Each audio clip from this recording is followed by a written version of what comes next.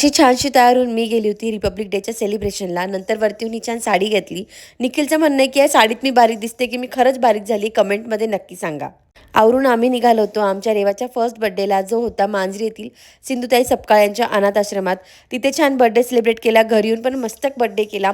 हा सुंदरसा केक होता आमच्या रेवाच्या बर्थडेचा. तिच्या मामाने तिला ही गाडी गिफ्ट केली, ज्याच्यावर सखीने आणि रेवाने खूप मजा केली.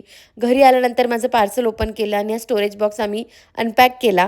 पण त्याची खूप मोठी ट्रॅजेडी झाली. दुसऱ्याची सकाळी सखीने बाहेर फेकलेलं सगळं सामान उचललं. तिच्यासाठी आज गोपाळकाला केला होता. त्यासाठी दह्यात साखर, मीठ, डाळिंब, काकडी आणि फोडणी घातली. त्याचबरोबर ओले पोहे घातले आणि असं छान गोपाळकाला तयार केला. सोबतच मेथकूट केलं होतं, ज्याची रेसिपी मोठ्या ब्लॉगमध्ये शेअर केली आहे. नंतर आवरून मी गेली होती माझ्या हळदी कुंकाचं आणि सखीच्या बोरणांचं सामान घ्यायला. खूप जणांनी विचारलं सखीची झोळी कशाला बांधतो, तर या हुकाला. घरी आल्यानंतर तिला मेथकूट भात खाऊ घातला, जो तिने खूप आवडीने खाल्ला. असे छान गेले आमचे मागचे 2 दिवस. थँक्यू.